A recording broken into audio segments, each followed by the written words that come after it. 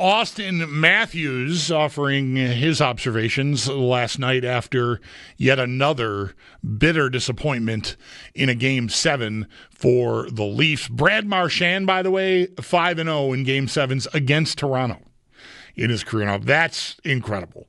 Maybe even more incredible than that Leafs core, not because, we've seen teams through the years that just can't get, somehow they're fatally flawed some way, somehow, and they just cannot get it together. However much talent, however much regular season success, they just can't get through the gauntlet that can be the Stanley Cup playoffs.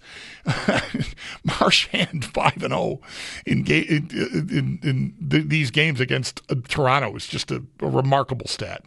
And, of course, he's on Florida now after all those years in Boston. Glad to have you with us here on a Monday. I am the Bulldog. Mike is off today. He'll be back with the show tomorrow. Zach Jones along as well. I mentioned so much talk surrounding the Leafs and what will happen now that most notably Mitch Marner, John Tavares too, are unrestricted free agents, will be unrestricted free agents. And I don't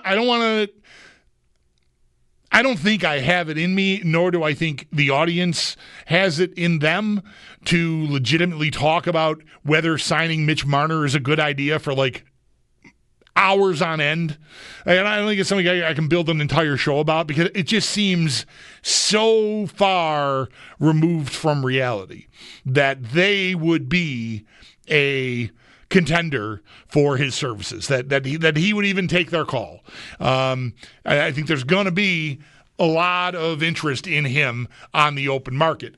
And I do think, with that said, and I've gotten a little of this on social media today because I posed this question. If doing some heavy lifting, if Marner were interested in the Sabres, would you want to give him a max contract? Would you want to do that? And I think the reason it's even a question worth asking without just an easy knee-jerk yes for an answer is his reputation. What he's just been through with the Toronto Maple Leafs. I mean, I've got a team here that can't even get to the playoffs, let alone succeed when they get there.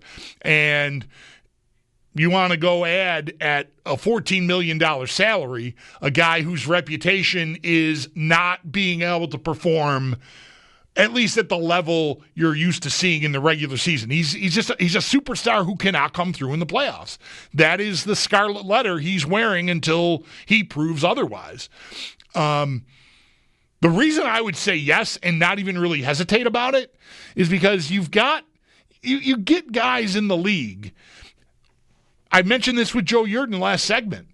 Look at the Sabres and the reputation certain guys would have had. Now, I recognize the team's reputation sort of feeds into that, but Ryan O'Reilly got sad and didn't love playing anymore, and so he's got to go, and he goes and wins the Cup and is the Conn Smythe MVP in the playoffs that year.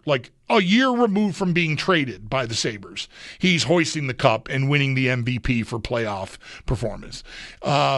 Sam Reinhart was a very good player, probably vastly underappreciated by Sabres fans, some of them, when he was here, and he's gone on to become one of the most prolific goal scorers in the current league right now with Florida. Eichel has won the Cup. Eichel wins the Cup. You've got Brandon Montour. All these guys. And there's even, dare I even say, bring up Kulikov, Labushkin. You've got guys playing, roles. They're not the drivers of the team, but guys that we were pretty sure couldn't play, who are holding down minutes on teams that are still playing in the conference finals now. And it's not just the A-list guys that I mentioned. I mean, Reinhardt's the only one of those that's really still alive now, given where we're at, unless you want to count Jeff Skinner with Edmonton, but he's kind of been in and out of the lineup. Anyway, what I think you learn from your experience being a Sabres fan is that a talented guy, and Marner's as talented, if not more talented, than any of the guys I've mentioned here. I mean, he's a 100-point player. He's more. Why am I even disclaiming it? He's more talented than any of those guys. And yes, he's not come through with the Leafs. I would not assume that he's like some fatally flawed human or some fatally flawed hockey player or fatally flawed competitor, that he can't be a piece of a team that goes far and even wins. Because most of the guys, like Jack was a sad, spoiled brat, and then he went and he fit in Vegas and they win the cup. You've seen it happen. So it's not exactly apples and apples. Because, again, the organization, the Sabres, I think plenty of fans blame the Sabres for those guys not coming through. And then once they got out from under it, they flew and were free and they went and won. I just wouldn't rule that out with Marner. And furthermore, like that's the case to not worry about what I guess you might consider his playoff baggage. That's a reason not to worry about it. The other reason why I would hurry to a yes, if Marner would even take their call, beggars, choosers, all right? Where am I and who am I to go, oh, that's not the kind of player I need. He's not gritty enough. He's not mean enough. He's not tough enough.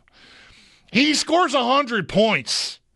Plop a 100-point scorer on any one of these Sabres teams. Assuming you're going to probably have to move some stuff around.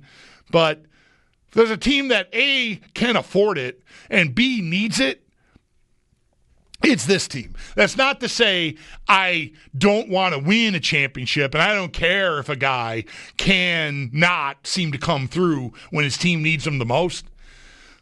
I'm telling you, you can sign Mitch Marner to $14 million. You can show up on your team and score 100 points, and you make the playoffs. That's a win. You've won. It's 14 years.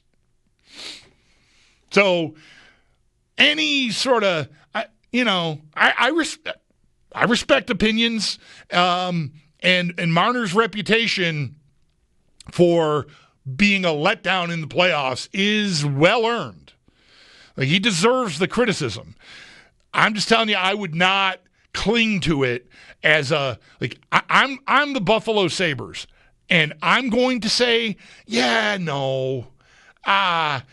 not big enough.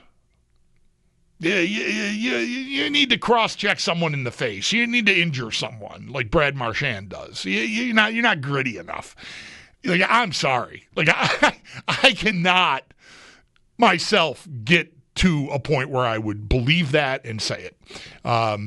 So I think it's a ridiculously far-fetched idea, because any number of a half a dozen or more teams will be vying for Marner's services, and we'll see whether he takes the biggest check he can get, or that's balanced in some way against an opportunity to join a winner and maybe leave a couple million a year in AAV on the table, or whatever it takes. All I'm saying is, if his agent wanted to talk to the Sabres, I would be elbowing people in the nuts to get to the phone. You just do not have a situation here where the best free agent to hit the market in maybe a generation is someone like, that's not a good fit. I mean, eventually I could regret that, right? When he helps make the Sabres into a team that loses in the second round every year. But, I'll take that as progress. Thank you. So sign me up for a yes for the wildly hypothetical, least likely thing I've ever talked about for 5 minutes on the radio to happen. I'm a yes. There. Has that been properly positioned so I don't sound like a crazy person saying, oh, of course you can sign Mitch Marner. You're an NHL team and you've got money. Go do it. When people get excited about him, I just usually go, no, the Sabres are barely in the league the way a player like him would look at it. So I don't think you have a chance in hell of making it happen. But if for some reason they wanted that, Man, I 100%. I'll even allow for 110, even though it doesn't exist. Beggars, choosers. Mike Shope is off today. 803-0550 is the number. Those didn't flow in the right order. Anyway, Mike's off. Zach's here. I'm the Bulldog. Paul's coming up at 5. Man, I'll bet he hates Mitch Marner. I shouldn't do that. We'll talk to Paul. We'll find out what Paul really thinks about Mitch Marner. But I'm saying right now, knowing Paul for 30 years, I'll bet he hates him. Paul can defend himself. It'll be fine. I'll give